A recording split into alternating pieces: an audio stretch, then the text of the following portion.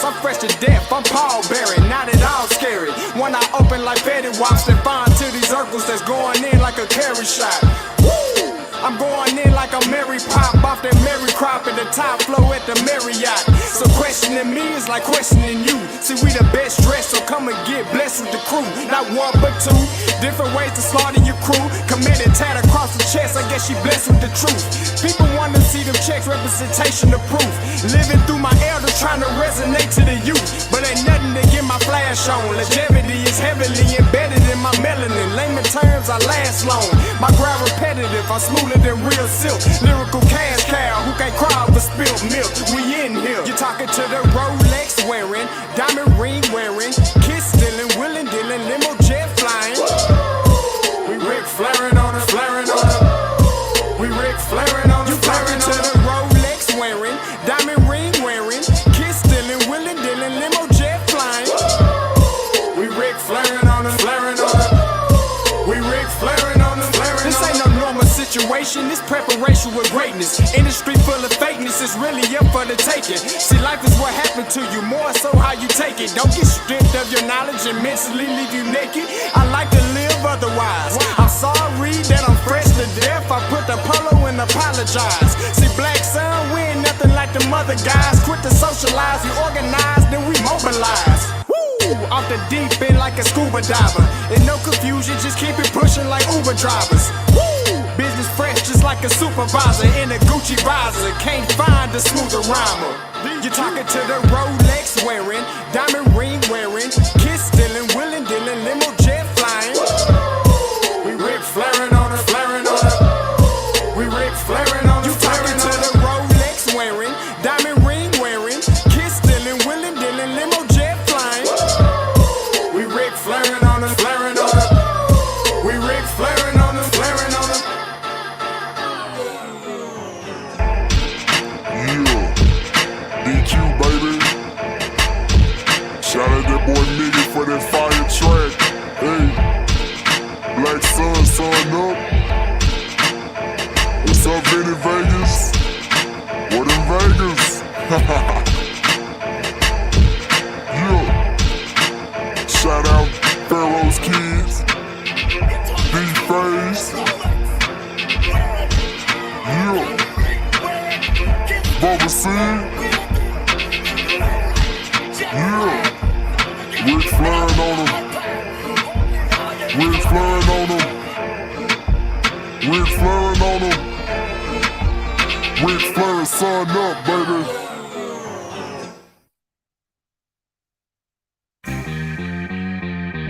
Hey, Roundtable Season 2. Scotty and Blue. Backpack coming through.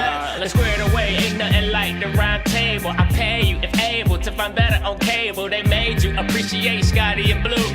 Football media, walking encyclopedia. Scott understand the Blue got the stats handy. Football the topic around it, they ain't dancing. Stat sheet longer than Clifford Harris's rap sheet. He run a phone, please see why you playing them that deep. Awkward silence, no need to be quiet. You know you saw the game, we might as well talk about it. Somebody caught a body in front of everybody. Pick six, cornerback out here committing robberies. How much you wanna bet we could cover the spread? 50 yards in the game, 100 after the catch. Throw it up if you want, I'ma grab it and flex. Season 2, Captain Pettier, still with the mess. You can move how you want, but we gon' move too. Round table with your boys, yeah, Scotty and Blue. Backpack.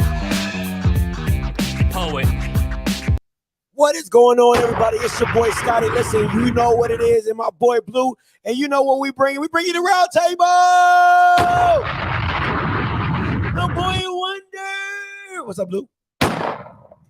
What's good, man? What's good? Hey, season 2. Hey, week 0 was fun, but now we actually get to talk some like big time games. Now, man, I'm pumped. I've been amped all week, man. It's here, man. It's here. But you know, listen, we got to go back to go forward. That's how we got to do. We got to go back. And I want to start with your evaluation of Alabama State Howard. I've heard you on many of spaces. I heard you on the post game. Just give a quick synopsis of what you felt about the game. Man, listen, the rain delays, man. I'm still trying to catch up on sleep, man. I mean, we were sitting in the press box, and press box is supposed to be, real professional. No one really shows emotion. You're just supposed to be doing your thing. And when they announced that last rain delay, and it's like 1 o'clock in the morning, everyone in the press box just went, wow. They were like, you gotta be kidding me, get them back on the field. Like, everyone was done. Like, media just started packing up, man. They were like, screw it, I don't even care if the game finishes. We are out of here. Like, we are not. And I mean, that interview I did with Eddie Robinson, man, that was done at like 2 o'clock in the morning underneath the stadium. Hey, that's It was dedication. it was the longest day of my life. But listen, man, in terms of the game, I think the biggest thing was D Davis. The stats may not look amazing. He wasn't perfect. The fumble, I think, was the perfect example of him trying to do too much. Just take the sack, get down, because against really good teams, you cannot give them field position like that in crucial moments. So he showed a lot of flashes. He showed some places that he could improve. But the number one thing is, and you know this, you can't teach it. Pocket presence and awareness is something you can't teach. Man, that kid is elite. Yeah, that he has like a fifth sense, man. Like, they brought up, I think it was a corner blitz, like the slot corner came real hard, and man, he was turned the other way, didn't even look at him, and spun out of it like at the perfect time. I'm like, how did you see that? Like, I was in the press box watching it, and I didn't see it. I wouldn't have got out of the way. And he just makes plays out of the pocket that a lot of quarterbacks can't make. And so I think as we see him become more comfortable with the offense, Ja'Cory Merritt starts becoming a bigger factor at running back, that offense could be really dangerous. And for Howard, man, it starts with the quarterback play. You have to, it shows you can have a good offensive line. The defense is doing their thing, and just bad quarterback play can cost you games, because the defense and the special teams gave them every opportunity to win that game. Block punt, forcing a fumble, early interception, couldn't turn any of those into points. They got a knuckleball, field goal miss from like 30, which should have, that's unacceptable. Then you get down to the red zone twice, you can't convert. For me, it was a game of what is for Howard. The offensive line on the left side, elite. Dankwat, in my opinion, solidified himself as a top 5 offensive lineman in HBCU football. I mean, and he has an argument to be second behind Mark Evans, in my opinion. And that's his potential. From what I saw, the only reason I can't put him above Mark, hasn't done it for that long, and his pass blocking still needs a little, like, he struggles with really, like, those corner blitzes and things. He struggles. He's 6'8", 360. It's hard to get out there to block a corner. Let's just be honest. But his run blocking, you can't touch him. He gets his hands on you, you're going wherever he wants to take you. And Kenny Gallup in the secondary, I was talking to G from Draft HBCU. He gives me Jabril Pepper vibes, where he can play in the box, he can play back, and he's just everywhere. And he wears that number 0. And if you wear number 0, you better be a baller. You can't go out there wearing number 0, sucking on the field. They only give those to that's why Earshot gets to wear his number 2. But Kenny Gallup is legit. I voted for him for MVP for Howard, but I get it. The defensive line played a good game, but it was a story of what ifs. But you got to give Alabama State and Eddie Robinson Jr. credit, man. It's hard to win. What was that game?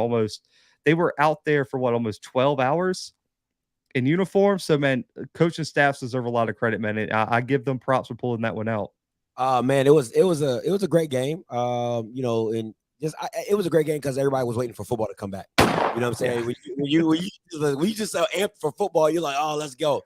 For me, Demetrius Davis, when people listen, man, when I used to say Shedeur is slow and slippery, that's the difference. You can see the difference of a guy who's elusive and somebody who's slow and slippery. It's 2 different versions, and Demetrius is just elusive. Like, he's a high-level elusive guy. The one thing about it is all that improv is going to come back to bite you sooner or later. You're going to get yourself caught up in some situations you don't want to be in, either a long sack or the fumble situation, when you're trying to do too much in those plays. So going forward, I hope he can kind of rein that in some and do it to where it only needs to happen every now, or the offensive line blocks a lot better for him.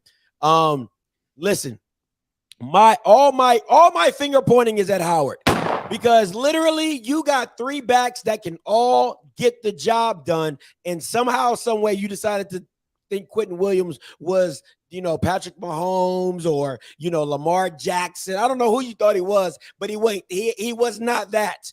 So that really let me down in the situation because I went through with them and they didn't come out the way I thought. But I think going forward, they should now – it kind of falls back to what FAMU was, right? You come out, you see what you do. Yeah, I thought we were this. We're not that. You know what I'm saying? So going forward, if Howard does not become a run-first team, Larry Scott got to go. I'm sorry, because I think Quentin Williams is very capable. He has great touch. He has a great deep ball. But I think if you can limit him from having to read the whole field and give him a few outs, just, hey, here, hit this, or throw the ball away, I think he can become he can be a high-level guy. But when you put too much on his plate, I don't know if he's ready for that right now. The other week 0 matchup, everybody's talked about it, Blue. Real quick, FAMU and UNC, quick recap. Hey man, we were watching that because it started during the second rain delay, first rain, one of the rain delays. That game kicked off, so we were watching on my laptop, and we had a whole group of people just sitting around us watching that game. And after the first quarter, I told G, I was like, listen, that's an A+. Take everyone out. The first quarter is all you need to see, and they gave you a little bit extra playing them a little bit later in the game. But if they would have pulled the starters and just conceded after the first quarter, I would have been cool with it. That you saw going down 14-7. I mean, listen, that's all you needed. Musa went out there, looked like he could really play. Terrell Jennings knocking dudes unconscious on the field. I mean, there's nothing else you need to see. They took Gentle Hunt out early, which was smart. D-line was already really thin. You cannot have you couldn't go into this weekend having a chance of Gentle Hunt and Isaiah Lamb being out. That just would not have worked for you. So they did great, man. I think the secondary is the major question mark, but they got some young guys some time, and that's important because even when Bowler comes back, you got Kendall and you got a lot of these other guys, a lot of experience against a very talented offense. And the one thing I hate, though, and this is a big negative, man, losing 2 offensive linemen for the season. That's when tough. You already are thin. That's man, tough. That is. When I saw Caesar go down, I think it was early in the game he went down. I just was like, man, you got to pull everyone. Just you can't risk this. And then they lost another one. And I think the latest update from PVAMU about 20 minutes ago is they're down to 17 ineligible players. They handled some of them, and we'll see if the other 17 can get there. But man, losing those 2 linemen was the only negative. Everything else was positive. And you got to give Willie Simmons credit because, Scotty, this, you've played going into a game with so many distractions, with knowing that no one's giving you a chance. It could have been so easy to go in there and roll over and give up 65 and get mad easy. Yeah, door blown off. But for them to go in there and fight like they had a chance to win, man, listen, I'm impressed. And I give Willie Simmons, that coaching staff, all the credit in the world. And that was a win. That was a culture building win for me. For not a win, but a culture building game for FAMU, where that team's close enough to go through any adversity together throughout the season, man. So love it, and I was proud of FAMU this weekend. Absolutely. Hey, man, you said pretty much everything that needs to be said. I think, for me, I wouldn't have gone out like that. I wouldn't have laid down after the first quarter. That's just me because halftime was such a momentum shift to me that if you go down by 7, I think your team just has a little bit more just, are we there? Like, we're just that close. Because if you really break down the game in the minutia of the details, Mac Brown did a lot of 4th downs that he normally would not have done against a normal Power 5 team or a normal competitor. So I think those scores on the goal line where he went forward on 4th and you went against the backup DB, like little things like that is like, if they had their full squad, I don't know. So going and listen, man, the way Musa just played through the first 3 quarters, I mean, Jesus Christ. I mean, literally the game didn't break open until 11 minutes in the 4th quarter. And that's what I'm saying. Like, you can see the box score, but if you watch the game, there's no way you can say FAMU gave UNC blow for blow. It literally was like a heavyweight match, blow for blow. And every time you thought they were about to lay down, Musa drove them back down the field. I'm talking about 3rd and 15, 2nd and 12s, big time throws off the back foot. I mean, pressure in face. And you can talk about the vanilla style defense, but listen, you can affect the quarterback 2 ways. One, I'm going to get 4 on you and you make the throw. I'm going to just drop everybody back and you have to find the hole, or I'm going to bring so much pressure, you have to speed it up. All right. And those are the 2 options. They decided to take the latter, and Musa made them pay for it. But absolutely wonderful game going forward, man. I was just too dope. It was just too good. All right, Blue, we got some FCS matchups coming up. Let me get something going here. Hey, but we're going to take a quick commercial break, and we got the FCS matchups coming on. All right.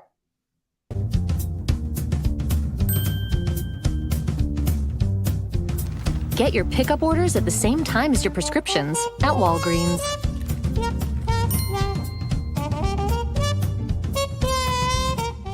If you're searching online for high-quality premium cigars, look no further than slowburnwaco.com. Slow Burn is a Black-owned, consistent. You good? Dang. So listen, Blue. Week 1 matchups. We're gonna go 2. We're gonna go 2 form. I want to know possible upsets. The most exciting game, and then possible upsets. I know one of your upsets is not in this picture. All right, I know I saw your tweet. So you, well, I'll be on you, Boy Wonder. So you can talk about that game as well, but within this as well, what are some matchups or exciting you see in the matchups you're ready to see? Yeah, I got called out by 247. Josh Pate got on me for that upset. He tagged his friend at some news station. Yeah, that one got some traction. The fact that I predicted that one, but really and truly, man, if I had to pick an upset, looking at these, I would say I just want to make some people mad. I'd probably say South Carolina State over UCF. Would be my number 1, just because. Listen, I was an Auburn fan. I was an Auburn student. I know how Gus Malzahn is. I would definitely see it. I can see Gus Malzahn choking that one away with a new quarterback. That offensive line has some issues. And listen, Jablonski Green, it is time.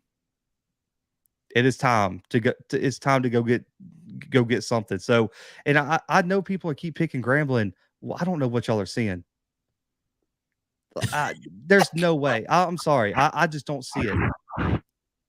I really don't see it. I mean, the fact, like, the first ever game, you got a new quarterback, a new running back, an entirely new wide receiving core, an entirely new offensive line. The secondary is completely revamped. The only consistent thing is Sundiata Anderson. Man, come on. There ain't no way. I think, Blue, when it comes to, and when I went back and looked at the games, I was like, man, that South Carolina State game, if Corey Fields could play, listen, if he plays at a high level, and a high level for him is like 60%, you know what I'm saying? Like, I need like 60%, 62, 63, good reads. Kendall Flowers, you know what I'm saying? He runs the ball really well. Shaq Davis becomes a factor in that game. That game, and listen, if you know one thing, Buddy gonna have you prepared. Okay, that's what Buddy gonna have you prepared. So I get that one. But the Grambling State game for me is I really like their running back room, and I think Hugh Jackson is going to run a very, I would say, Art Browse's power spread, like a RPO run, power spread type feel. So I think that game could just be a slow, maybe 24, 21, 30, 27, 30. Like, I think it could be in that kind of realm. And I think Faison Wilson, that boy the truth. He is. I'll give you that. That boy the truth. You know what I'm saying? And I think they're going to go with Quintarius Hawkins as the QB for Grambling. Yeah. But you know what I'm saying? But the next up, listen, we got a new segment called I said, go get that bag! Get that bag! It's groceries outside! Go get that bag! All right, these are players that are going against FBS talent that they need to go get that bag. Say what? I said, go get that bag! Get that bag! It's groceries outside! Go get the bag. All right, Blue, your list up first. Who explain to the people who you got going to get that bag? Listen, man, Kamari Everett, in his locker, someone should stick the Senior Bowl watch list in his locker just to remind him what happened.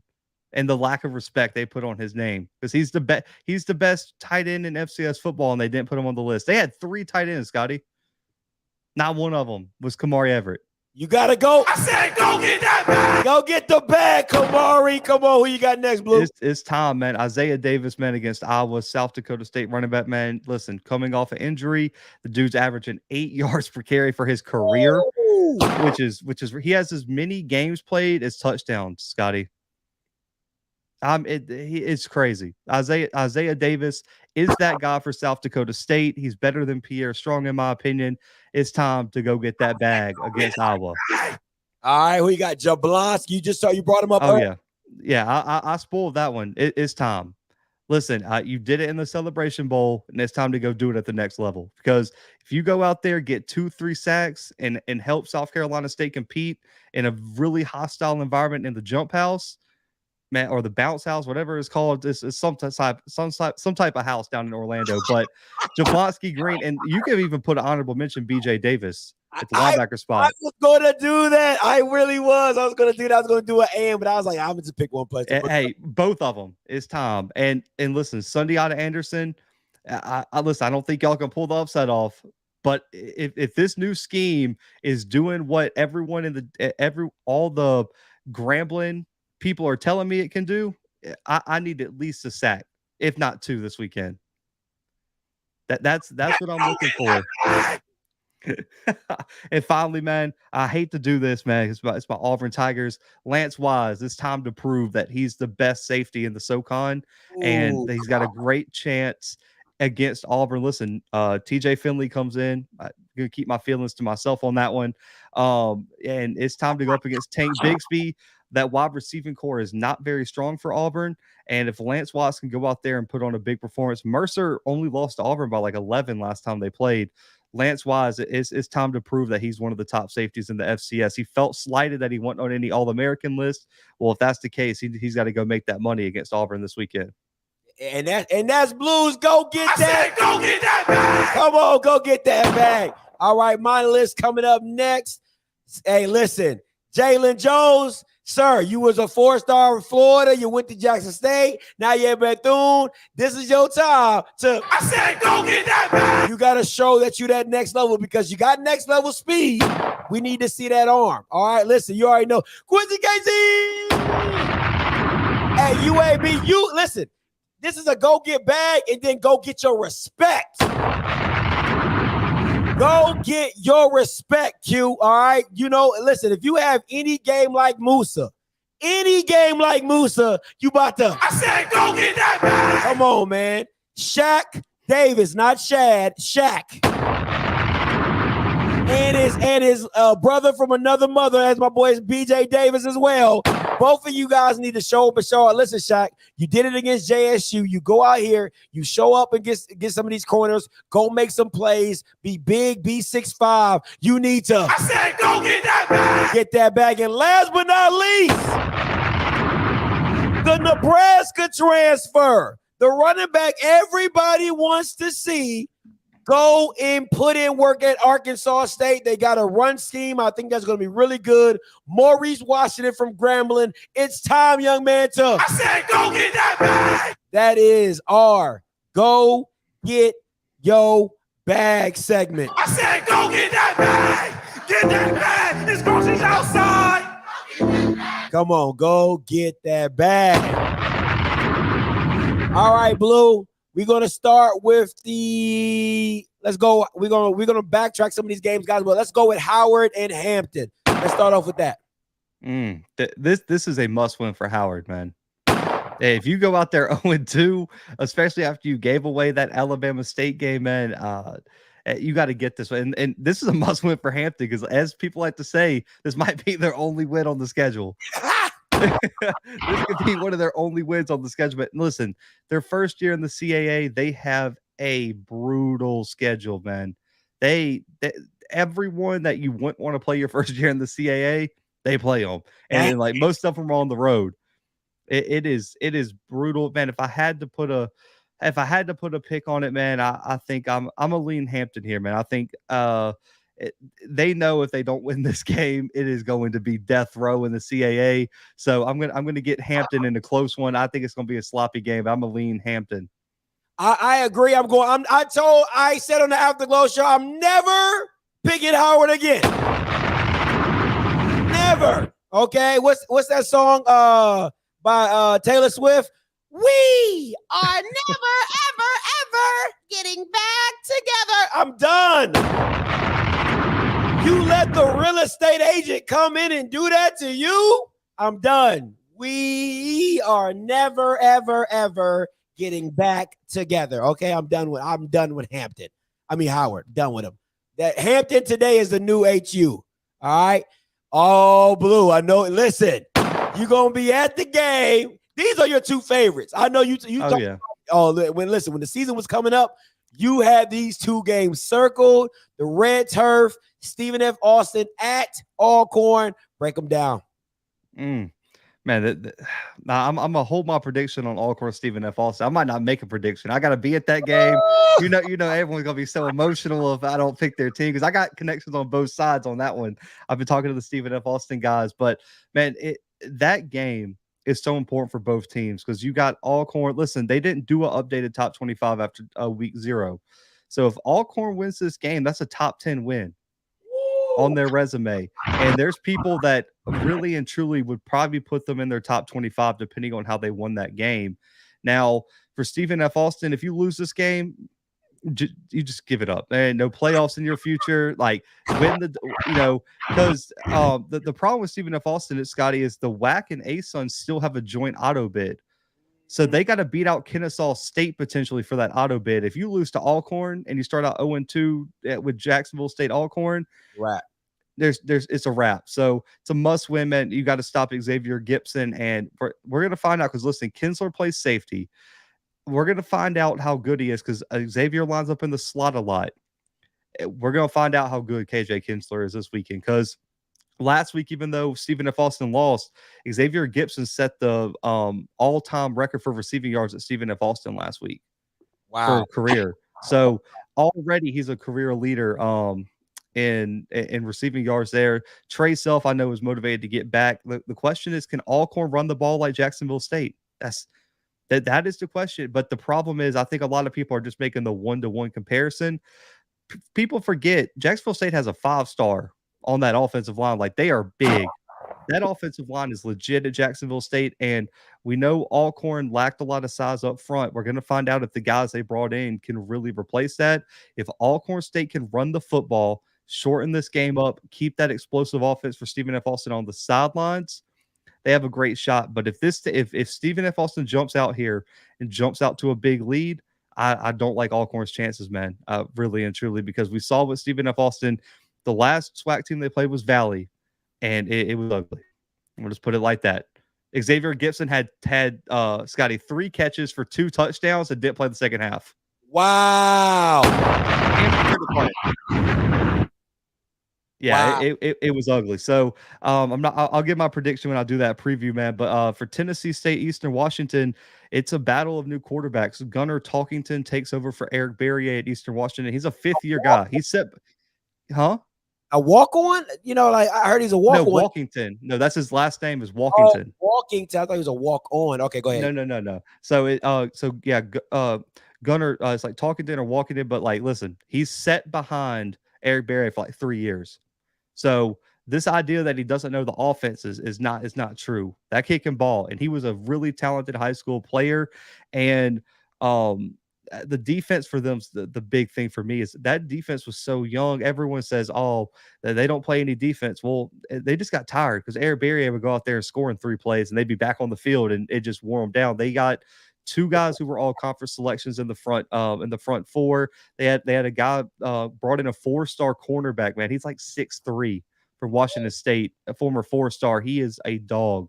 And they got 2 safeties that I think are really, really good. This is going to be a great test for Draylon Ellis, and he comes in as this QB1. For me, they're going to have to lean on Devon Starling. Devin Starling is going to have a huge game. I think when you look at Draylon Ellis, if you establish the run game and he can work off the play action, that offense could be elite with the wide receivers that they have. They got Holloman, the 4-star Zaire Thornton's an all-conference guy, and we're going to find out that offensive line's revamped because Eastern Washington can get pressure on the quarterback. So I like TSU's chances, man. I picked them back in April to pull this upset off, but EWU does not lose on the red turf often. And it's going to be a tough game for TSU to go up there and win, but I think they have the talent to do it. Now, I've talked to a couple of people that have seen Draylon Ellis play in high school, and they said he has a very live arm. He's very, he can sling it. What, in your opinion, is Tennessee State wanting to go that route? Score for score, or do they want to slow the game down? As they say, slogger mouth, just up and down, 3 yards in the cloud of dust type style. Where you see Tennessee State trying to go? Because Eastern Washington, that's their style of play. They're the Golden State Warriors of this thing. They'll spread you out. We shooting threes all day. What is Tennessee State looking to do? They're trying to slow the game down. They would rather play a physical game because that's where Eastern Washington has struggled in the past. When they got into the playoffs and they went up against the North Dakota States, those big physical teams, that Eastern Washington doesn't fare well. When they played Montana last year, that's kind of what Montana did to them. And so I think when you have Starling, you have you have a defensive line with 3 all-conference guys that Terrell Allen transfers in at D tackle. I think you're going to want to try to make it as physical and as slow as the game as possible because we know what Best wants to do at EWU. He's going to want to air it out, and he's going to want to put up a lot of points and a lot of yards. So you're going to have to slow it down. You're already having to go play a tough road game week 1. You're already in their environment, in their house, in their wheelhouse, I would say. You don't want to play their type of game. You want to make it a Tennessee type game. And when you looked at this team last year, even though they brought in some new pieces, they were at their best playing their pace, their type of football. I think that's why I think they try to establish Starling early and they try to make this a physical, low scoring games. I think the higher it goes, the more it plays into the hand of Eastern Washington. If you can keep this under 35 points, if you're TSU, you got a great chance. I like it. I'm gonna make sure I'm definitely tuned into that game. Now, Alcorn, Stephen F. Austin. I'm gonna make it real simple for you. I'm going with Stephen F. Austin, and this is the reason why is because once again, Alcorn's gonna have to show me something because last year I saw the lack of talent in the trenches. We saw that was their Achilles heel. Now a lot of Alcorn Braves, they're on the. I believe in McNair. I'm not gonna. I believe McNair is a hell of a coach. I think he does. I think he makes shit into lemonade. You know what I'm saying? Like, I really believe that. But at some point in time, I think it's going to hit a ceiling. And I think this is the year for Alcorn where they're going to hit that ceiling. And I don't know where else they're going to go and break through. So I think this is a game that they want to get up for, but I don't know if they're ready for this type of competition. So I'm going to go with Stephen F. Austin in this game. And Tennessee State versus EWU. I love that logo. I really do. That EWU logo is pretty dope. It's nasty. I know. That's creative. I really want to believe in Tennessee State because I really believe in the Southern Heritage Classic. That's an ass whooping that Jackson State got coming. I really believe that. So to me, if this game, I'll even take a moral victory in this game just so I know that Southern Heritage Classic is going to be that much more nasty for Tennessee State. So I'm going to take Tennessee State in this game for the upset. I really will. And I don't think, and if I'm being honest, it's either going to be really close or really wide. I feel like it ain't going to be no real in between. So I'm going to take Tennessee State with the upset. I really want to go Eastern Washington. I feel like Eastern Washington is going to win, but I'm going to rock it out with just, I'm kind of in that, kind of on that Howard bandwagon at this point, just like filling it out. You know what I'm saying? Filling it out. You got one chance, Tennessee State. Go get beat by 30, and Scotty will never feature you on this show ever again. Hey, but listen, you think I'm playing, you know what I'm saying? But we'll see. All right. Game day preview. Listen, Andrew Buddy preview. What you got, Blue? Texas Southern. Okay. This is I haven't previewed this game. I got Texas Southern by 20. Woo! I think they run away with it. Come on, Blue. I'm a believer in the defensive rebuild. I'm a believer in Andrew Body. They have, in my opinion, they got one of the most underrated running back rooms in the SWAC too. Hey, man, with Darius Owens and all them. Woo! They can run the football. Now, like, let's not forget that as great as Andrew Body is through the air, they can run the football now. And I think when you look at what PV lost, they still got Troy James coming back and so things. Jawan Pass to me did so much for that offense last year, And then on top of that, on the defensive side, man, Jason Dumas changed games. Let's just be honest. He changed games. And so I think TSU runs away with this one. I got Texas Southern. Let's see. If I had to put a score on it, I'd say like 38-20 or something like that. 38-17, something like that. All right. So listen, man, you already know who I'm rocking with. I need a button for it. So this is my thing, right?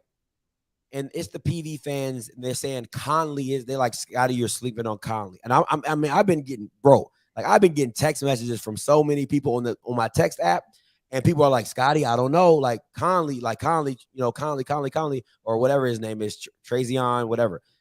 But listen, he's not Andrew Body. Can I just say that? Can I just say that with you? He's not Andrew Body. He does it, to me personally, from what I've heard from people on PV, is that they're not sold on Bubba. They're not sold on Bubba as the head coach. You know, the offense, I don't know what that's going to look like without Eric Dooley. They still have some of the receivers coming back. You know what I'm saying? So I think there's some stuff there, but I'm going for a straight demolishment. Listen, I think it's 42-17. I think it's 42.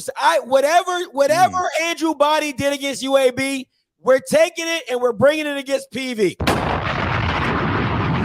That's what we're doing. I think Andrew Body says it, because remember, they've won this game 10 straight years.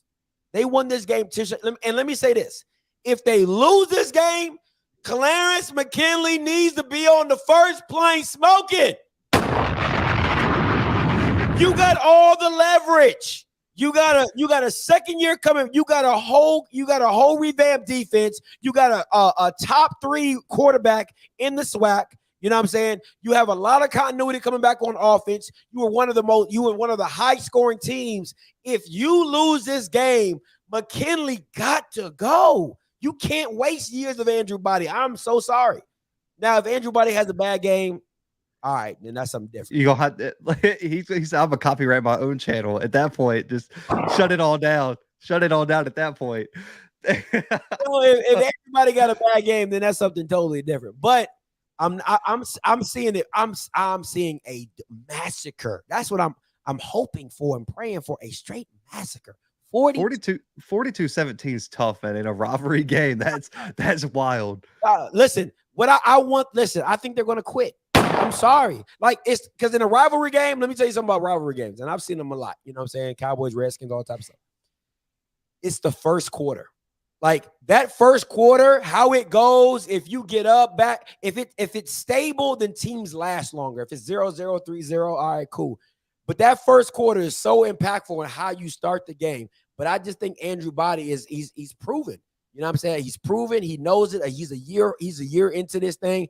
I'm full steam ahead on the Andrew Body, train, and it's 42-17. I'm sticking with it. And if PV, if you win, you have more than right to call in and talk your mess, but you won't. Because can't nobody do you like Andrew. Come on now. It's on you, Blue. Aggie Eagle Classic. Now this one's going to be fun. Hold on. Oh, let's go to a quick commercial break. We're going to take a quick commercial break, and we'll be back after the commercial.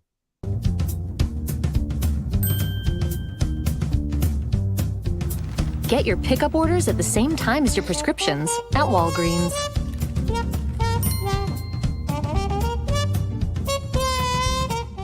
If you're searching online for high-quality premium cigars, look no further than slowburnwaco.com.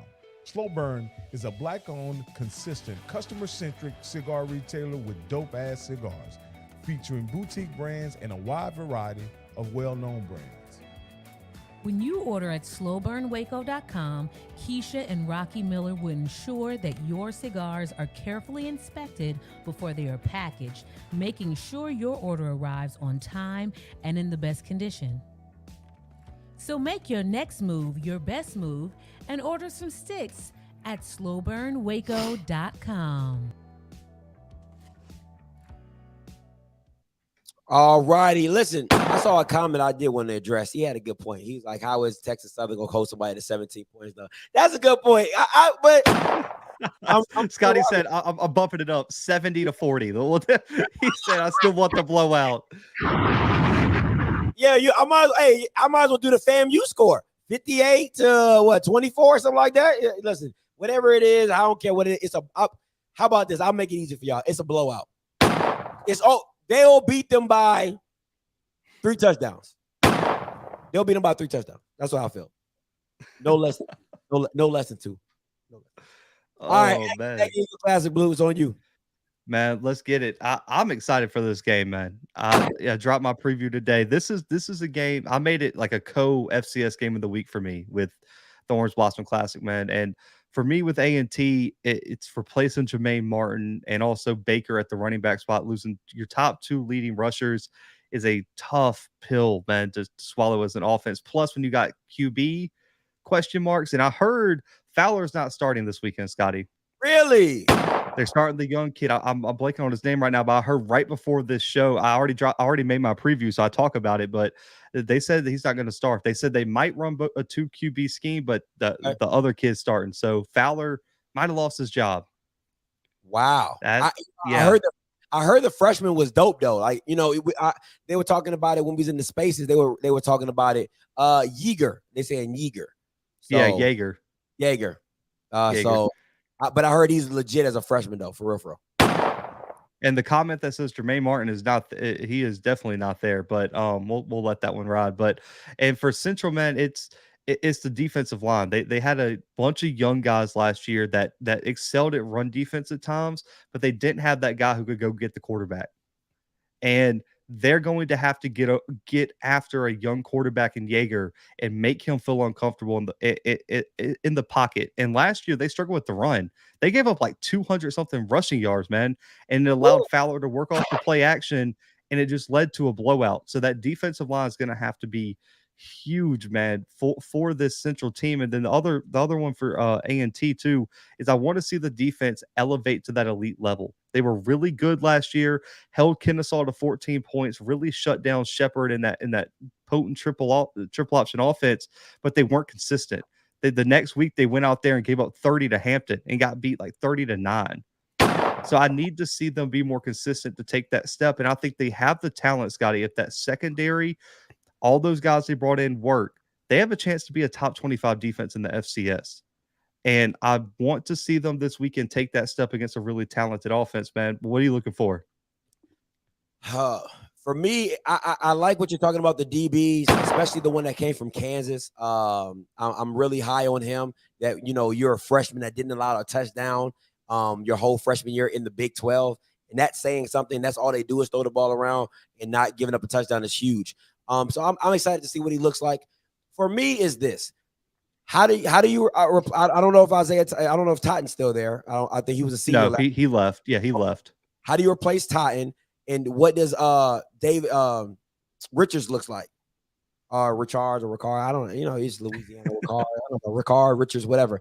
How does he look going forward? Because, you know, we've seen, you know, young QBs, they have a great year like Ryan Nettles, and then come back in their sophomore and have that sophomore slump. So I want to see where he takes that next step going forward in the QB realm. And listen, this defense was young last year on the back end with North Central. So I want to see what they look like growing, Covington and Codrington and all them boys out there.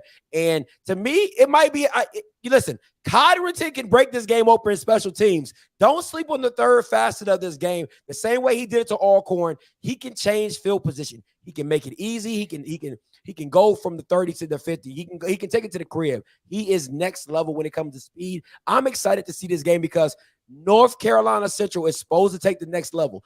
Beating Aggie, beating NCAT is taking that next level. That is showing you that, hey, we're for real. And listen, even if you do lose this game, you can always bounce back. But this is a statement game. This is a game you want to say, hey, we've arrived. We're ready to take the next step and show that we're really contenders in the MEAC. Man, I agree. And listen, if you're looking for a replacement for Jermaine Martin, Bashul Tootin is the guy, in my opinion, Scotty. He was a 2-time Big South Freshman of the Week last year, averaged 5.8 yards per carry last year, plus had over 300 return yards. He is, he has a chance to be just as explosive as Martin was, you know, back in like the 2019 season. I think he takes the majority of the carries, and also something that I think he does better than Martin is catch out of the backfield. I think getting him in space, man, A&T could be scary if this kid lives up to the hype, man. I really and truly believe that. The one thing I noticed about when it came to Jermaine Martin, what was tough about it was he didn't really have hips. I don't, like for me, I like a very fluid guy, but anytime like if he hit it straight ahead, oh my God, he's gonna hit his head on something. But it's just the lack of hips. So when you want that, listen, the way college football is played in space, you want that guy who can do a flare route, who can do the wheel routes and catch it in the sides and take it up. Jacob Roberts, talk to me. Man, the best linebacker in the Big South. No question. It's not a debate. CJ Tillman might be second at Campbell, but listen, man, 146 total tackles, 24 for loss, 9.5 sacks. He's been the guy. 2-time All-Conference. He was the defensive MVP in that 2019 Celebration Bowl too, as a young player. And he's the quarterback, man, of that defense. And he's one of the reasons that this defense has taken such a large step forward. And with that secondary potentially having some question marks, he's the guy in the front seven that can make all the plays. His ability to play sideline to sideline and his ability to do so many different things is something that I don't think you can teach, man. So he's, without question, when I made these slides, he was the first thing I put on there. I knew exactly who it was because he's that guy. He's that dude. All right, next up for your player watch for North Central. We've already talked about him, man. Is Davis Richard and Brandon Codrington. And if you kick to Codrington, you deserve whatever you get. just don't kick to him. Listen, I would rather just kick the kickoff out of bounds rather than let him take it, or especially the punt. Like, tell your punter, I don't care what the net yardage is, whatever you want to say, the hang time, kick it to the stands. Yeah, I'll if you give stickers on the back of your helmet. Listen, I want to give you a sticker for every row you kick that ball into the crowd because I don't want him to touch it. Boy, you stupid. I love it though. Yeah, he's next level, man. That boy got breakaway speed. He has legit 4.3, 4.2 speed. I mean, you see it on camera, and he has the moves to back it up. Now, my thing is, I want to see him take the next step as a DB. That's where I want to see his growth and improvement at. Is can he be that shutdown, lockdown guy for you as a DB? Because he's definitely impactful on the special team aspect, but can he be just as impactful as a defensive back? Agreed. That's his big thing. And talking to him at MEAC Media Day, I asked him about that, and he said that was his number one thing. He was like, I've done it all as a return specialist. He goes, now I want to see myself as a defensive back. And last year was his first year really being one of the guys in the secondary. The year before, he was mainly just a return specialist. So I think in year 2, you could see him take that step. Man, so before I flip the slide, man, what's your prediction on this one, man? Listen, man. I'm a big component on. I know people are going to kind of contradict me on this one but I'm a big component of having mind control over somebody, and I think North Carolina A&T has mind control over Debo. They are the little brother, and I'm gonna go North Carolina A&T. I'm gonna go 28-21, 28-24, 28-24 North Carolina A&T. I like it, man. I had 23-21, man. I think it's gonna be a close game. But, man, 5 in a row now for A&T if they win this game. So it'll be 5 in a row for them. Listen, I think Central is a lot more equipped to compete this year. But, man, I think when talking to Sam Washington, talking to A&T guys, this team's motivated, man. They know what it's going to take to go compete in the FCS playoffs. I don't think they cover the spread. But I got a close game, man. A&T winning 23-21 over Central. I like it. I got 28-24. You got 23-21. All right, so listen, we were we was 0 for 1. We was 0 for 1 on the. Hey, I was 5-2 with all my picks last week, so I'm taking my 5-2. And I'm rolling with it. I'm taking my 5-2, man. I can't because I was 0-2 on YouTube, but 5-2 on the website. So I'm gonna take my website record until my YouTube one kind of catches back up this year. Hey, it's all part of the blue brand. All right. Hey, you already know code game of the week. Talk to me. Jackson State, FAMU, man. I'm so excited for this game. I dropped my preview like 30 minutes before we went live, man. I think the biggest question for me, just of all these storylines here, is really and truly the edge position for me for Jackson State. I know that sounds weird considering all the eligibility things, all the wide receivers, Travis Hunter, but like for me, that defense was so good because of what James Houston and Antoine Owens could do on the defensive line. Absolutely. I really don't think, I think when people look back 10 years from now, man, at that Jackson State team last year, they'll really appreciate how dominant James Houston was. He was one of the most dominant players I've ever seen, like in my lifetime, in terms of changing the game as an edge rusher. And I think that's going to be hard to replace. They got a lot of talent, and they have a lot of guys that have the potential to do it, but we haven't seen it on the field yet, if that makes sense. They have all the measurables. They've done it, here or there. So I'm gonna need to see Niles Gaddy. I'm gonna need to see Doyle. I'm gonna need to see Frankie Burgess. I'm gonna need to see some of the young guys that were on the team last year that are stepping up. This team has to have an edge rusher, or even two. And I don't expect someone to go out there and have a year like James Houston. I don't think that's realistic for anyone because of the amount of sacks and tackles for loss. But if they can have two guys, Scotty, combined for like 18 sacks together, have one guy go for 10, another guy go for 9 or something like that, that would make more sense to me. I don't know if they have the guy that changes the game like a Houston. So that for me is something I'm watching for, especially, Scotty, when you flip it, that offensive line is not at full strength. If there's a game for you to establish yourself, this is the one, because they're missing a lot of key pieces on the offensive line. So for me, that edge position is so important to this defense, man, because if they can't get to the quarterback, it's going to put this, I think we're going to find out a lot about the Jackson State secondary if they can't get pressure on Musa. Let me say this, and this is what I want to before you go to the storylines for FAMU. Watching because I rewatched the whole FAMU game again. And where I saw the biggest struggle for the FAMU O-line was actually in the middle. In the middle was the biggest struggle. UNC has this big white boy. I think his name is Corey, or I don't know, D tackle position. That kid is a load. He was a load for the center and guard position. I think Devontae Davis could be the same issue for FAMU up front, just as talented.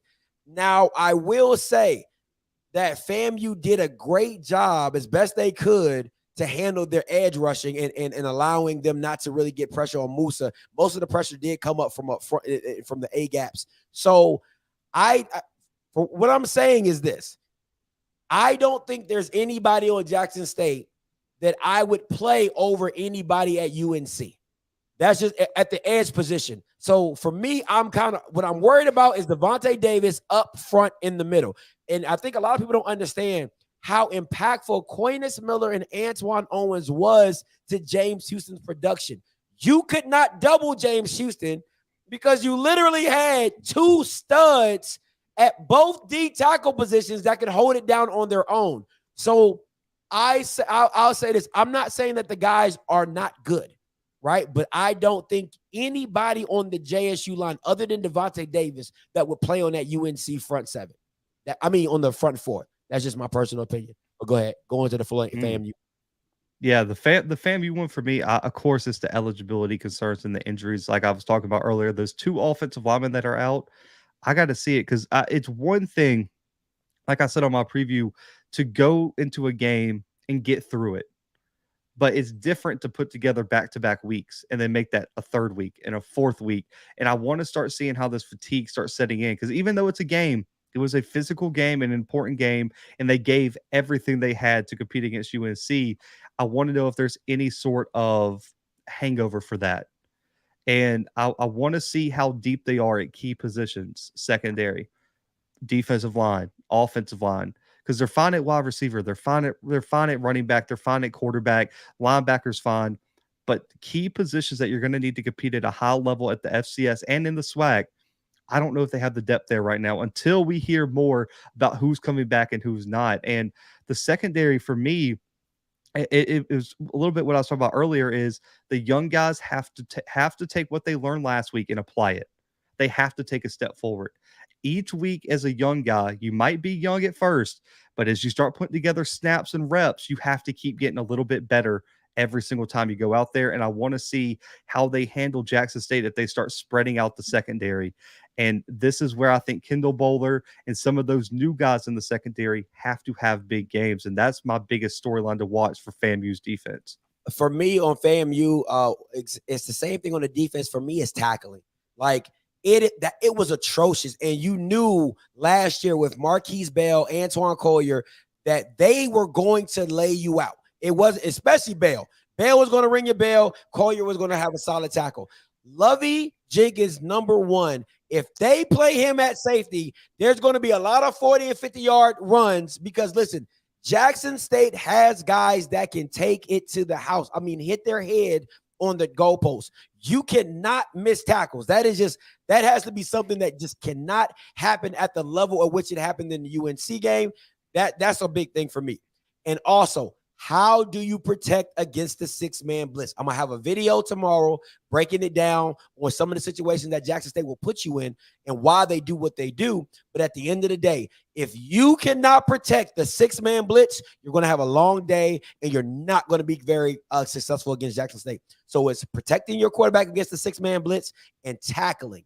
And you already know you got to get to number 2. If you don't get to number 2, pretty much the game's over. Exactly. Listen, tackling is important. And also, I mean, the other storyline up there, we'll touch on it briefly because we've already kind of talked about it, is I just want to see what Jackson State's offense looks like. I don't think there's question marks anywhere outside the offensive line because we know what the wide receiver unit is. I love Savion Wilkerson as a running back, but I just want to know how they use everybody. Because if you like I said in my video, if you ask 15 JSU fans right now who the top 5 wide receivers are, you probably have 15 different answers. That's real. And so who has established himself as a top receiver, and on top of that, how do they use Wilkerson and some of those running backs? Because if I'm Wilkerson, man, I know I'm good enough to get touches. Absolutely. And so I want to see, do they get him in open space in the passing game? Do they allow him? How often do they run the ball? And I wanted to see the game plan for the new OC and this new offense. Do they try to establish the run early? Do they say, hey, we got a bunch of new running backs, I'm going to put the ball in Shador's hands, and then we'll figure it out from there? I just want to see where they put pressure on FAMU's defense because we know they're missing Bowler potentially. We know they're missing Land, so they can go one of many different ways. I just want to see what the game plan is like and what the personnel looks like in key situations. I'll tell you this, and I was talking to a guy who coaches a style of the air raid up in the East Coast, and when we were talking, I told him I think you're going to see a lot of back shoulder fades. You're going to listen, guys. I'm telling you, listen to me. Like I can't speak it enough. You're going to see a lot of back shoulder fades. It's going to be so, if you're a FAMU fan, it's going to be irritating because you're like, bro, like my DB was right there and Shador throws it back shoulder. The DB keeps running. He just turns around with 10, 15-yard gain. That's exactly, you're going to see a lot of that going on in this game. And you're going to see a lot of seams. You're going to see a lot of east and west type stuff. You know what I'm saying? Be very mindful. Listen, with air raid style offense, they are trying to exploit you in a lot of areas. They're trying to stretch you. They're going to go east, west, up high, north and south, to the boundary. They're going to try to stretch you. So FAMU has to show many different looks. They have to be very creative. You can't just do this simple, basic, rush 4, cover 3, rush 4, cover 2. You're going to have to mix some stuff up, go man, go zone. You're going to have to do zone blitzing. It has to be very creative to stop what the air raid style is. And also air raid does put your defense on the field a lot because you can do quick 3 and outs, and here comes your defense back out again. So just be very cognizant. What's your score on the Blue? I got Jackson State winning this one, man. Listen, and as you know, I always say my heart might be in a different place, but on the show, man, I got to pick with what the stats, analytics, and what the film's telling me. I think this game's close, and I do want to say, I said this on my show, I think FAMU takes the early lead. I think JSU has some rust early, and FAMU goes down there and takes potential 7-0 lead. But I just think down the stretch, man, I think JSU has too much for FAMU, man. I think that fatigue and the lack of depth is going to catch up to them. And in my opinion, that wide receiving core, I think is too much for that secondary for FAMU, especially without BJ. Because I heard BJ is probably not going to play. and I just don't love it. If they had BJ and they were fully healthy and Jordan Moore, it could be a different one. I got JSU scoring late, similar to Alabama State did, winning by 10, 31-21, Jackson State. Call lines open 518-263-8124. And if you're on Blue's side, call lines are open as well. You know, Blue, I want to go back down memory lane because I remember a situation where you know, you pick Jackson State again. And you know, I don't like to bring up the past, but I like to reminisce. I like to reminisce. It was a time or two ago, you know, last year around December, where you said, you know, you felt that the Celebration Bowl, because you just felt that JSU was just a little too much. And you know, and you lost that one. So you absolutely did. And I was the only one. I was by myself on an island.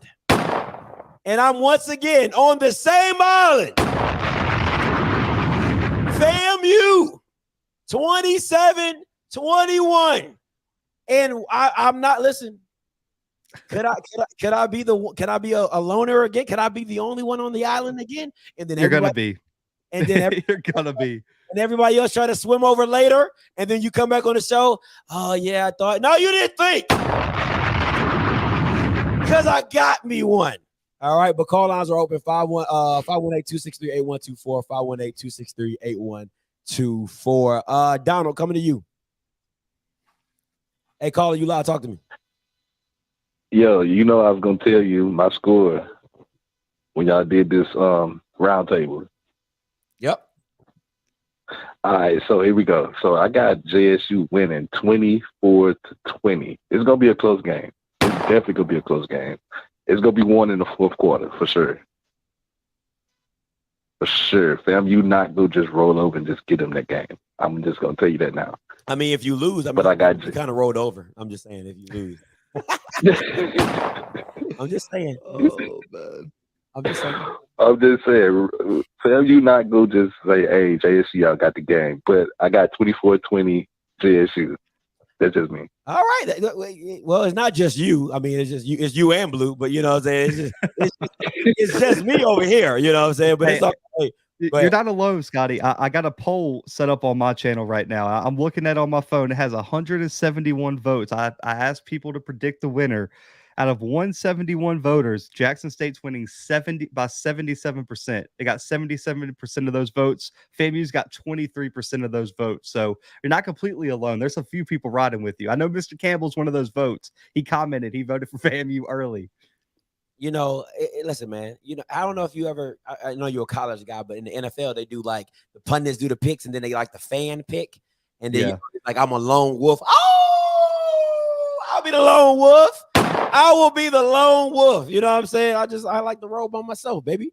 Because you know, because when I come back, I'm gonna celebrate by myself. You know what I'm saying? That's a fact. I will celebrate by myself. So let me see. 0284 coming to you. Hey, caller, you loud. Talk to me. Hey, what's up?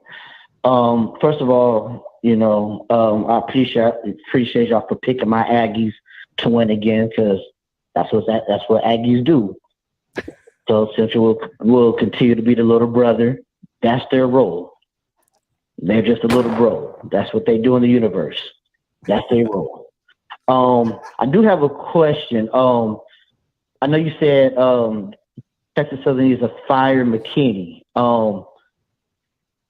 If for some reason they don't have a good season, do you put that on the quarterback, or do you put that on the coach, or is it half?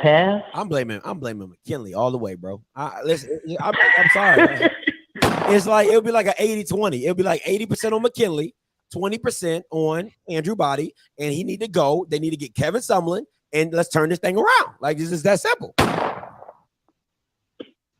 And see, I asked. Also, for the Jackson State FAMU game, I think it'll be good. The thing I'm worried about, I agree with the secondary. I mean, even last year, they didn't have a problem throwing the ball down the field. I mean, Boulder was getting back shoulder catches at the beginning of the game. So, you know, I think sometimes you know, they said styles make fights. And, you know, I don't think FAMU's secondary is as big, meaning size-wise, you know, because as you said last year, their receivers play in the air. And even if you 5'9", if you jump and my receiver is 6 foot, you know, the gravity is going to say that. But I'm also worried about FAMU's pass rush also with them not having Isaiah Land. If Shador has Tom back there and they're not able to get a pass rush, it's going to be a long day. Hold on, so, time out. Hold on, time out. This is my. Bama's just be Bama just be out here assuming. How are you worried about FAMU's pass rush and everybody on the line for other than Devontae Davis is somebody new? What are you talking about? No, well, I mean, Isaiah Lamb's the best pass rusher on the field. But you said if he's not going to be playing, that's not what you said. You said I'm worried about FAMU's pass rush. How are you not worried about JSU's pass rush? And they lost 3 of their top sacks guys to the I mean, well. I was thinking about FAMU. That's why I was talking about FAMU. But when you're missing the best defensive player in FCS, that's going to have an impact. I don't think he is. So that's why I said. I mean, I don't think he was. I thought James Houston was. So I mean, again. Well, if he was playing, he would definitely be the best one on the field. At least what he showed. So that's what I'm saying. You know, So do you have just wanted to see how? Do you have the same reservations about JSU's defensive line? Yes or no? Yeah. Because they have to prove something. But you know, also will sit there and they both will have to sit there and prove something. But at least they will have the players to play. You know, Land isn't playing, so you at least can name one person who's going to be able to get a rush. I don't know if you can name anybody on FAM outside of maybe Gentle Hunt. That's going to be he plays D tackle. Man, bye, bro. Because you're not making any sense. You're not making any sense right now, Dre. Like what? You only can name one person on the line, Devontae Davis. Oh, but you can also it's the same exact. It's literally the Gentle Hunt, Devontae Davis. They're the same players. I like Gentle Hunt just a little bit more, but Devontae Davis plays with a lot more power than Gentle Hunt does. But everybody else, if you take Isaiah Land off of that, everybody else is unknown. Everybody else is. You don't know what Niles Gaddy is. You don't know what Antoine Doyle is. You don't know what Michael Plez is. You don't know what these guys are. Frankie Burgess, you don't know. Some people are like, oh, I don't trust FAMU's line. How do you trust? Niles Gaddy played last year and you still couldn't find him. So what are we talking about, man? Like, come on, bro. What the hell? I'm sorry. Go ahead. But if you have anything to say, Blue, go ahead, man. Nah, man, you're good, man. You can go to the next caller. Man, you got anybody on your line? Nah, man, you good. Jesus freaking Christ. 3307 coming to you. Hey, caller, you live. So you pick a FAM. So for the record, ain't no excuses Sunday afternoon. Why would I make an excuse? All right, I don't want to hear they have all their players. So that's what we're going with, right? Let me ask you: would you? Because you guys love to make. If anybody making excuses, it's JSU. Oh my God, they had hey, guess what? They had 2 weeks to prepare. We got to do that. They had 2 weeks to prepare. Oh my God, we weren't ready. Oh my God, we were in Atlanta partying. You got plenty of excuses. Y'all the queen of excuses. Go ahead. So if Jackson lose, I call Sunday afternoon and I take my L like a man. But I just want to hear from you. If FAM lose, I don't want to hear nothing about Isaiah Land ain't play, so ain't play. You picking them, knowing the situation. So that's what we rocking with, right? No, what? If I would have already given them excuses, I would have picked JSU because it's overwhelmingly in there. I don't want to say overwhelmingly. When you have issues on that type of side of the ball, eligibility, you don't know who's playing. Well, that kind of leans you in. Right. That kind of leans you into the next team because you're like, you don't have your full weapons, so I'm gonna just naturally pick the other team. I'm still picking FAMU based off the scenario, so I don't have an excuse. Are you standing on that? Unlike JSU fans, yes. You don't. Are you not comprehending? I wouldn't have picked Dude, FAMU. I just told you. I'm I wouldn't pick FAMU. That's a dumb question. I wouldn't have picked FAMU if I knew I had excuses in the bag. That doesn't make any sense. Say less. All right, say less. So, you were talking about the defensive line of Jackson. Guess what? We didn't know, and you misinterpreted. Devontae Davis and Niall Gaddis had more sacks than Cornish Miller last year. The thing about Cornish, to me, where Cornish is going to be missed is his run presence, his run stopping ability. That's where Cornish is going to be missed, not his sacking ability. But Gaddy and Devontae Davis had better sacks than he did last year. Okay, Ryan. Ryan. Okay, and at the same time, we didn't know what James Houston was going to be last year. We didn't know what none of these guys was going to be last year. And Antoine Owens, we didn't know he was all of these dudes were new for Jackson State last year. We didn't know what none of them were going to be last year. So I have confidence in Deion picking these guys out the transfer portal to contribute to Jackson State defense. You don't, but I do. Congratulations. I'll say that. And before you kick me off, you asked my boy Mike earlier that you were like, what if Travis Hunter don't play? What's I gonna say? Well, let me flip it on you. What if Isaiah Land don't play? I already said I don't care. Like, see, that's the difference. Okay. That's the difference. That's the difference. No. That's the difference. I'm not already having excuses in the bag. I know what the situation is. You Bamas are going to be like, oh my God, see, they got lucky. Travis Hunter didn't play. I bet if Travis Hunter would have played, we would have been, he would have scored. Y'all would have been like Kobe. He would have put up 80. Dude, he would have scored 6 touchdowns by himself. I'm standing on Jackson State. Okay. Win, lose, or draw. I'm going to stand on that, and I'm going to call Sunday evening. Win, lose, or draw. Ain't no excuses. I told you that. Okay. I just want you to stand. I just want you to stand on the same thing. Sir, I have to. Everything I say is on wax. Congratulations. Like, what are y'all talking about? Everything I say is on wax. What the hell are you guys? Listen, man, don't call my line on some stupid shit. Right? That stuff is stupid. Oh my God, stand on it. I got to. You're watching me. It's over 450. How can I not stand on it? What are y'all talking about? Shut up. Man, that stuff be killing me, man. 2622. Hey, caller, you loud. Talk to me. What's up, Scotty? What's up? Talk to me. This side, bro. Why you sound so bad over there, though? Because you're saying stupid stuff. That's it. Like, you're not making rational points. Scotty, you gonna stand on that? How? I'm already picking them. That's me standing on the player I'm picking or the team that I'm picking on. That doesn't make any sense. I'm a Cowboys fan, right? If we going against Tampa Bay and I know we don't have Tyron Smith, do you think I'm going to pick them to win the game? I'm like, yo, our best O-lineman is gone. We don't have Michael Gallup. You think I'm going to pick them to win? That don't make sense. I like to be right. So I'm going to go with Tampa Bay beating the Dallas Cowboys. That's a smart pick. That's not me making excuses for my team.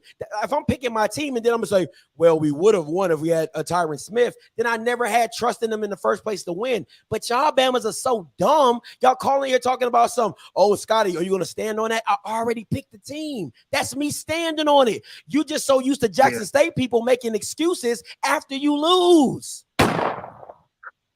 We don't lose that often, so we don't make them excuses. But are you sure about that? For the past 10 years, you ain't won shit. Are you sure about you're more used to losing than you are to winning? So are we sure about that? Not really, but okay. Continue. Why do you think FAMU will win? I think the reason I picked FAMU to win is because I think that if you add Musa and you add the play calling with Willie Simmons, I think they'll be more effective. Listen, hold on. You asked me a question. Hold on. This is my thing. I am scared. I am scared because I've always said Willie Simmons doesn't show up in big games. That's the only thing that frightens me when it comes to picking FAMU. But I do think that having the quarterback and the style that which he likes to play, I think that helps the offense. But go ahead. And my thing is, you've only seen Musa in one game against a simple defensive scheme. You think he could do that same thing against an actual? Sir, y'all said the same dumb shit with Shador. You were getting mad at people for not putting him in the top 5 coming in as a freshman. Yo, listen, man. Y'all Bamas love to forget stuff. Y'all Bamas love to forget stuff. Oh my God, Scotty, why isn't Shedeur in the top 5? He ain't done shit. He didn't do anything. So how is it? I'm asking a question. How is it not fair for another fan base to feel to actually see a player play and then think, oh, he's going to be successful, then for y'all Bamas to not even see Shedeur play and thought he was going to be a top 5 quarterback? I mean, it's fair. He looked good, but I'm just trying to make it make sense, you know? I'm trying to make it make sense. That's why I'm asking you a question. How is it that? He looked good. And like you said we made Shedeur like he was God, right? Before he even played. And you was the one that was down there, right? So what? How listen, is sir? you, Whoa. All I said was let him prove it. I said he hadn't done anything. I said let him prove it, and then when he proves it, I'll be like, oh yeah, Shadeur's the truth. So when Shedeur proved it, I was like, oh shit, Shadeur's the truth. That's what I said. I've said that. So what are we talking about? I understand that. I know that. But you drinking the Musa Kool-Aid so much after one game, though, right? How am I drinking the Musa Kool-Aid just because I picked FAMU to win? I'm drinking a Kool-Aid because I think he's a comparable. Because I think they're gonna beat us listen. Every time you say you're gonna beat us, you say because of Musa. Because you have to have a quarterback. Dog, y'all niggas is dumb. Y'all really about to make me flip out right now. Y'all niggas is dumb. You have to have a quarterback to run your scheme. That's why the games come down to, do you have a quarterback or not? But when you find a quarterback who can run your scheme, how does that not put you in a position to win the game? I don't understand what you guys are saying right now. Okay, I'm gonna give my score and then you can move on. Continue. I got JSU 38-10. All right, appreciate the call. Like, Blue, am I speaking Japanese or something? Whoa. I don't know, man. I've like blacked out for like the past like 10 minutes, man. It's been next caller. We got to get a football question in here. Oh, like, hold on, man. Like, it's really crazy to me. Like, y'all Bamas is really tripping right now. Like, think about it. Musa played against an FBS team and was very successful in moving his team down the field in the scheme in which Willie wants to play. How can you not be like, oh, I think we have something here. Oh, I think he's going to be successful. Or I think he can do something. When last year, Shedeur didn't throw a pass and you guys were already talking about he was one of the best quarterbacks in the SWAC. I'm confused. I'm using game. I'm talking off a game that he actually played. What are we talking about right now? 1112 coming to you. Hey, caller, you loud, talk to me. Hey, how you guys doing? What's up? Is this Willie? Is this Marquise? Yeah. Nah. Oh, okay. Go ahead. Nah. Yes, sir. Okay. I wanted to pick back up what the previous caller was talking about, James Houston. When he said about James Houston, because I noticed you keep on saying we don't have a James Houston on the team, but let's just be transparent here. Like, let's be real. How much footage you seen of James Houston at Florida? You didn't see any film on James Houston when he was at Florida. He was pretty much on the scout team. So for you to say we don't have a James Houston on this team, and Coach Prime, the head coach, he literally said this out his mouth. He said we got like 2 or 3 James Houston this year. So for you never to see any film on James Houston at the University of Florida and to say, we don't have a James Houston on this team, Coach Prime said we got. I'm believe what the head man in charge said. If he say we got 2 or 3 James Houston on this team, that's what we got. And you better believe it. We gonna bring the pressure. First down, second down, third down, and if them fools want to go for it on 4th down, we gonna bring the pressure on 4th down. Yes, sir. Okay. And I also want to get my prediction: JSU 35, FAMU 14, and take that to the bank. All right. Scotty, you're good. I got you. So over his let's see, hang on. 3 years at Florida that the first year he was suspended, 2017, he couldn't play because he was suspended. 2018, he appeared in all 13 games. 2019, he appeared in all 13 games. In 2020, he appeared in 9 of the 13 games. So in total, he appeared in almost 40 games over 3 years at Florida. So he had plenty of highlights. Well, let's just next caller. Guys, he didn't even play DN at Florida. Like, you're not. People just be out here talking. Scotty, hang on. So hang on, Scotty, hang on. Time out. Because listen, this is ridiculous. Stop it.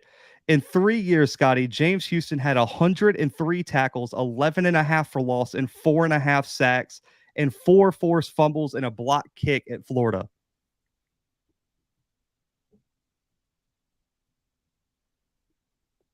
Trash. He must be trash, bro. 100 tackles in the SEC, garbage, bro.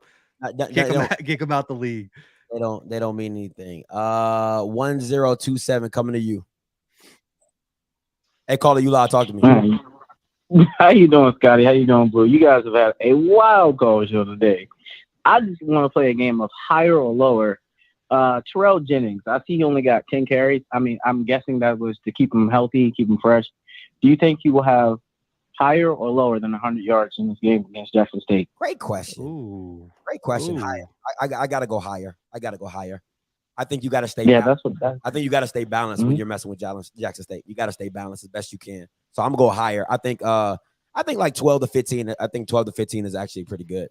What you got, Blue? Now, I have lower just because I think they're still gonna rotate through the 3 running backs. I think Jennings will get some carries, McLeod will get some carries, and then the kid from Pitt will get some carries. I just don't know if anyone's going to be featured enough to hit 100. I can see them getting somewhere in the 80 mark, but I think they're going to rotate running backs to keep fresh bodies in due to the depth. So I just don't see him getting enough, I would say, carries or opportunities to hit 100 unless he breaks one, like one of those 60, 70-yard touchdowns. But I just think because FAMU is going to rotate so many running backs, I personally think he doesn't hit 100. No, he said 10 or higher. He said 10 or higher carries. Oh, he'll get more than 10 carries. I was talking about 100 yards. Oh, yeah. He said last week he got 10, but the prediction was yards. Oh, my bad. Yeah. Lower. Oh, yeah. You're not going over 100. Yeah, I can't see him hitting 100. I thought you were talking about carries. I thought you was like he's going to get 12 to 15 carries. I was like, yeah, I can see him getting 12 to 15 carries, but okay, over 100. Moose says 250 yards, higher or lower? Ooh, higher. Yeah, I was thinking, like, you got to lean on him. He showed you what to do. You got to lean on him. Can I take like a push? I think he'll be right at 250. No, I do. Like, I think he'll be somewhere in like, higher or lower. You can give me like I think anywhere from 240 to like 255 is about right where he'll be. I think that's like right on the money about where he'll be. I thought it would be like 260-ish. That's why I didn't think it, because when people say higher, you think 300. I think he'll be 260, 270. That's where I think he'll be at. All right, I got one more, and then I got a question for Blue, and then I get out to here. Jackson State offense, higher or lower? 2 turnovers. New offensive scheme. New wide receivers. I'm going higher. I'm going higher. I'm gonna go push. And then I'm gonna go push. Fumble. I'm gonna go push on that one. I'm ironic. I'm gonna still Blues. I'm gonna go push on that one. I think 2 is. It'll either be 1 or 2. I don't think they're gonna go anything over 2. What you got, Blue? Yeah, man. 3 would be. I mean, that'd be like lose game type turnovers if you have 3 turnovers. So I go lower. I think they're gonna have 1. And for me, what's it gonna be though? I'll go fumble. I do. I don't think Shador is going to put. I don't think they're going to put Shador in situations to really risk it. And if BJ Bowler's out, I don't give that secondary a lot of chance to get a pick. So I think it's going to be fumble. I think Isaiah Major or someone catches someone, or if they can get a strip sack and do something like South Carolina State, that'd be huge for the game. So I got 1 for the game. So I would say lower than 2 because for turning the ball over on special teams last year. They did that. That's true. Almost like 3 times during the season. It made me mad so many times. But can you quickly break down Campbell versus Citadel? I know Citadel was underwhelming last year, but they won a couple of shootouts. And, Campbell's coming for his homecoming. So I really want to know what to look out for for a team that could really come in and maybe give Jackson State some problems. Thank you guys, and have a great night. Hey, appreciate the questions, bro. Yeah, appreciate you, man. And if you're still listening, man, I will have a full breakdown tomorrow. I got an article coming out predicting the biggest Thursday games in the FCS. But just off the top of my head right now, the biggest thing is the Citadel has a new quarterback. Jalen Adams transferred to Norfolk. He lost that QB battle. They named the forgot where the kid transferred from. They named the other transfer quarterback the starter from the Group of 5 FBS, and it's going to be a new quarterback for the Citadel. Their number one running back or fullback, whatever you want to call the positions in the triple option offense. I know they have like wing, it's like a wing T offense, but one of their top running backs who was an all conference player potentially is out with injury due to a serious injury he suffered late in the season. For me, I like Campbell's chances here because if you're going to beat the triple option, you have to be strong in the front seven. Brevin Allen comes back at the defensive end spot. They have a 3-star guy coming in at D tackle to replace a big contributor. Tillman at linebacker is huge. I personally think Campbell gets out with the win, but with the Citadel, man, it's always low scoring. I have Campbell winning a close, low scoring game somewhere in the high teens, low 20s in that game. Blue, the boy wonder. All right, let's go. Mike Reed, coming to you. What's up, Mike? Talk to me. Scotty, what's going on? What's good? JSU family, I love it. Don't let up on Scotty. Let's go. Yes. And Blue. Thank you, Blue. See, I like Blue. I knew it was a reason I like Blue because Blue thinks about the game. He looks at the X's and O's. He thinks about it methodically. Because everything Scotty's saying is out of hate. Hate. But Blue, I appreciate you, Blue. And I told Scotty the same thing you said earlier. We cannot replace James Houston. James Houston is an anomaly. We cannot replace him. But if you get a couple guys that replace his production by committee, we'll be okay. So I like you, Blue. Now, Scotty, stop that. Hey, JSU, keep calling Scotty. We got him frustrated tonight. Keep calling. Let's go. That's all. Bye. All right, man. Let me get to this comment before the next caller, man. So Valley and Tarleton, man, that is a game I am extremely excited for. That one's going to be one we do on our website, probably, man. But just to kind of give you the breakdown right now, this is a must-win for Valley, in my opinion. I know that sounds crazy. This is a must-win because if I get it, they were emotional that they were voted last in the division. But when you come out there in the interview and say, I guarantee we're not finishing last and we guarantee this new quarterback and et cetera, and like you're talking like listen, that was disrespectful. I want you to show me why it was disrespectful. And you need to go out there and compete and win this game. So Tarleton, new quarterback coming in. Stephen Duncan decided to retire from football due to he got a great job offer. I talked to him, I know him personally. He couldn't turn that down. I understand why he retired, but they got a new quarterback. They have a completely revamped wide receiving core. The one question is the defense is really loaded for Tarleton. And so I want to see if Valley can put points up. We're going to find everything we need to know about the quarterback battle. But this is a game that Valley should be able to compete in and not get blown off the field. And if they do, Scotty, insert them 6 in the SWAC. That's nice. The SWAC East. That's nice. That's nice. I'm excited. 1-8 coming to you. Hey, caller, you loud. Talk to me. What's up with it, man? What's good? What's your name? Where you calling from? Christian, Baton Rouge, man. Talk to me. Hey, I'm calling in for the Jackson State fans. It's just delusional. I played at Grambling from 2014 to 2017, and I know what it feels like to win the Celebration Bowl. The great North Carolina A&T teams, we played against North Carolina Central when they was 9-2. Jackson State played the worst team to come out the MEAC in the Celebration Bowl and got beat by 21 points.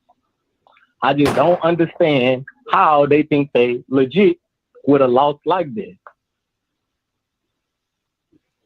I mean, they'll tell you that's last year. I'll even tell you that's kind of last year. But if we was talking about it last year, I would totally agree with you. But if you got anything on this upcoming season, listen, I'm all for it. Nothing on this upcoming season. I just wanted to call in and say that I just don't understand how they think this team that they have is so good, or they think that they can contend for years to come when they just played outside of the conference and got beat by 21 to one of the worst teams to make it to the championship in the NEAC. But I got FAMU winning by 14. Okay. Hey, appreciate the call. Hey, he said, check my rings. He said, I won a celebration bowl. Check my rings. Let me go 7981. Hey, caller, you loud, talk to me. What up, Scotty? What up, Blue? It is me. It is Sean in the place to be. Real quick. I can't let you get away with that stat line, Blue. He averaged 28 tackles in 2018, James Houston. Played in 13 games. That's trash.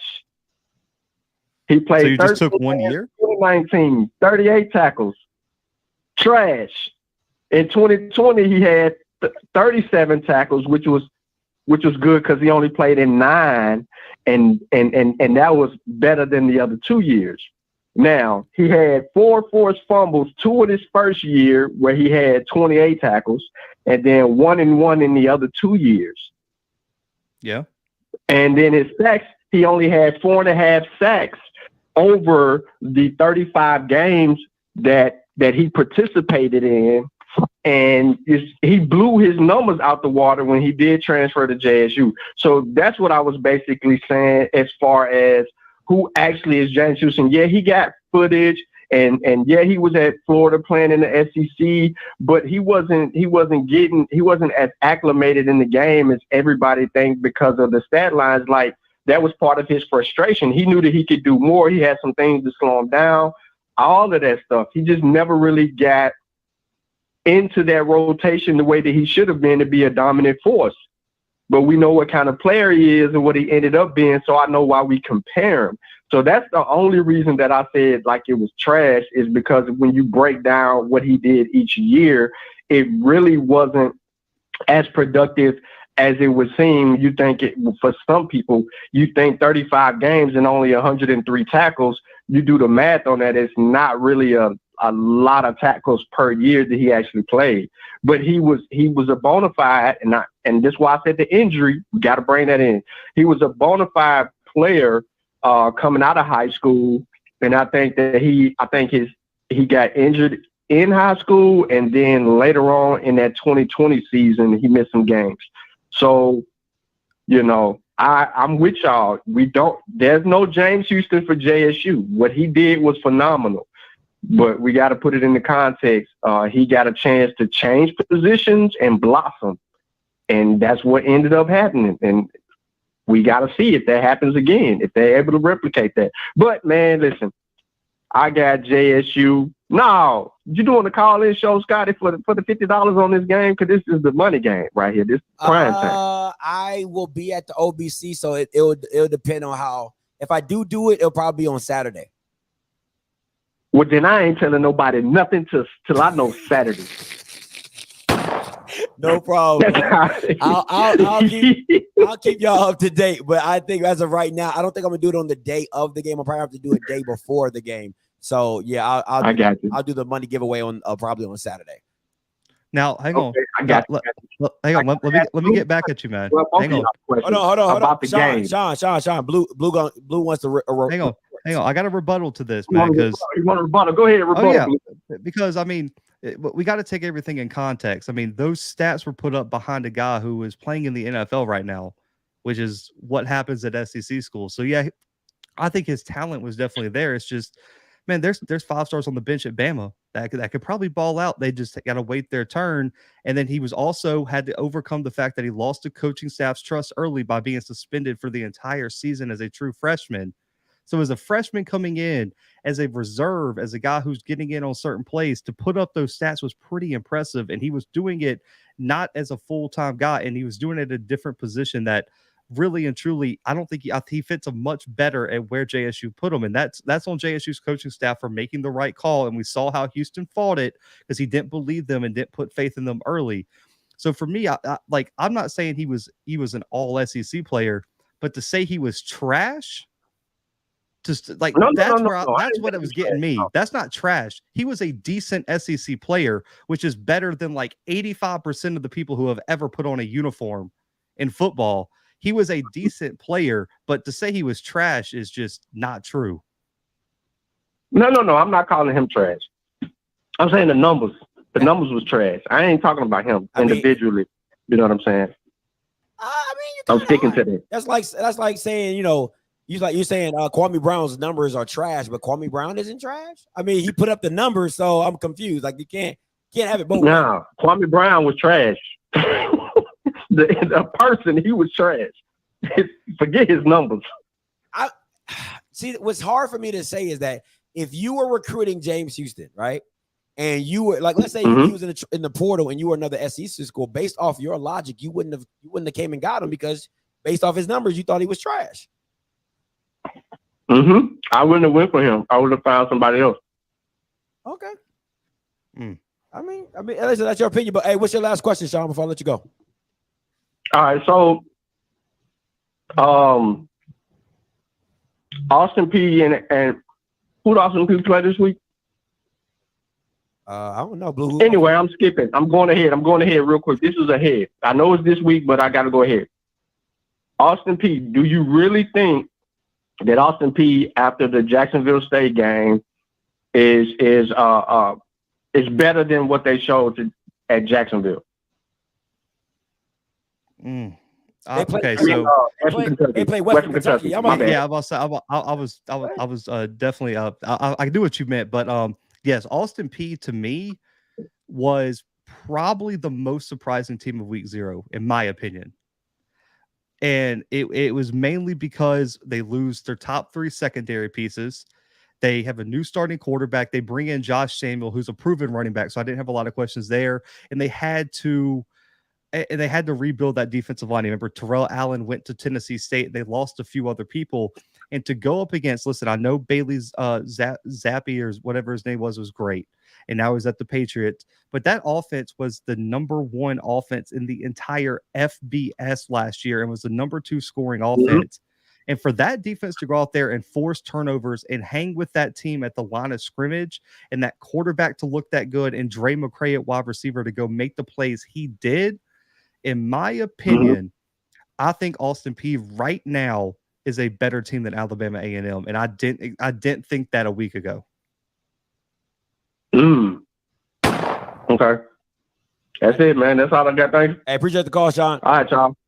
Oh man, these call lines. All right, we're gonna take 3 more callers because listen, man, I haven't ate all day. I'm starving. For real. Let me go. Somebody I haven't seen before.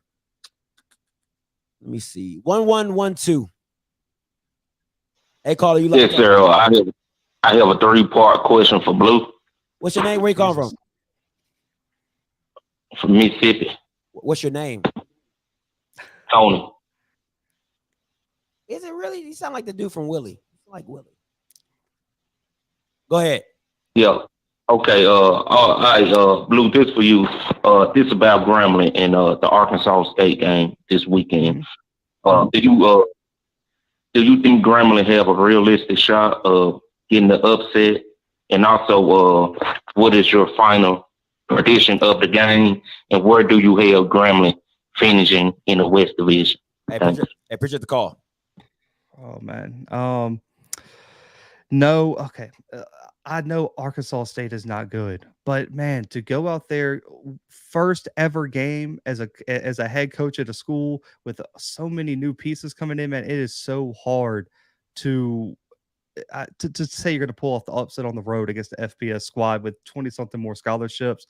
So no, I don't think so. If this was year 3 of Hugh Jackson, or it was week 3 of this year and they look good, the first 2 weeks I'll give them a chance. But for me, I can't give them that chance right now.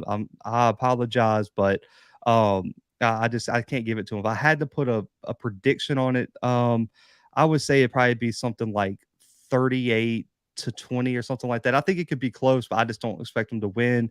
And where I have Grambling finishing in the West, I said it the other week, I got them 4th. I think they finished behind Alcorn. I think they finished behind Texas Southern. I think they finished behind Southern. And that's where I would put them right now. That's what's up. Let me see. I'm gonna go 8-5, 8-9. Hey, caller, you allowed to talk to me. Hey, what's going on? This is Baptiste from Southern University alumni. What's good, man? Yeah, Nation. Shout out. I got Two things. I know y'all good investigative reporters, so I got a question. Where is the swag coaches call for this week? I haven't seen it. If y'all could They didn't find have out one. what if they're not doing one? No, it starts next week. I got the email from Andrew Roberts this week. The first one will be, I think, Monday. Okay, perfect. I didn't see it, so I was wondering what was going on. And then my last thing is just I got JSU winning, so I'm rolling with blue. I think JSU gonna win by at least 10. Got it. All righty, man. Appreciate the call. Last caller 2622. Hey, caller, you lot talk to me. What's up, Scotty? What's your name? Where you calling from? Sean from Jackson. Didn't you I got a already question. call Do you in? think? Yeah, I had some more questions. Man, bye. We'll take nah, another one after that. yeah, I hung up on him. Hey, caller, you lot talk to me. Gentlemen, this is Gabriel from Memphis. How y'all doing tonight? What's up, G? Good. All right. Okay. So I guess first off, speaking of James Houston, he got cut by Detroit. He got signed up. The Dallas Cowboys, as you know, they picked up Marquise Bell, who made the 53. And I guess I was kind of disappointed that James didn't make it, but I'm glad that He's on the practice squad. At least we got a swag player in there. But that being said, I'm gonna make my prediction. Get on off of here. Jackson State 35, FAMU 21. I'm All right, appreciate it, G. The Lions picked him up on the practice squad, by the way. That's what I was trying to get out there. He got signed again. I saw that it was too. And Jatari, he made the active roster. Yep. Kobe did. Josh Deshaun Dixon. Hey, that one. He's a dog. Man. He's a dog, man. I love him. I love that game. I love his game, man. At the Legacy Bowl, he's a player I've seen in person that I said he is special. Just looking at him, man. Man, that dude. I mean, his build is just incredible. Like, no homo. Incredible. He's like an NFL prototype DN. Listen, man, I'm gonna say this before I get up out of here. Y'all don't want FAMU to win. That's all. Listen. Do not come on my show. I'm telling you right now, because all you Bammers that were on here acting a fool, I'm telling you right now, you do not want FAMU to win. If JSU win, I'll come on here, take my crow, eat it, keep it pushing. But what I'm telling you right now, you do not want FAMU to come out on the other side, because I promise the guy you don't want to see how much I'm gonna act a fool on y'all Bammers. For real, especially if it's ugly. All right, you got anything, Blue? Yeah, man. Man, y'all can catch the previews. You got the Aggie Eagle Classic preview out, man. The Jackson State FAMU full preview is out, man. Tomorrow we got Alcorn State, Stephen F. Austin. Website, we're dropping the Thursday complete FCS preview. I'm trying to think if there's any other games, man. I'm sure there'll be more games. And also, we got a sponsor, man. Wanted to make the announcement on here. It's a test run.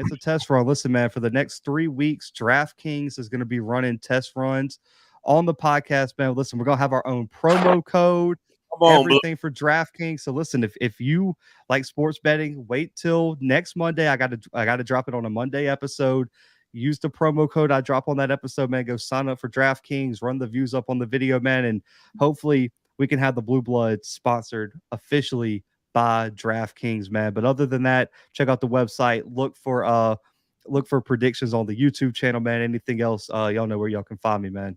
Hey, too easy, man. Keep doing your thing, Blue. Hey, listen, until next time, you know what I'm going to do. I'm going to holler. God bless.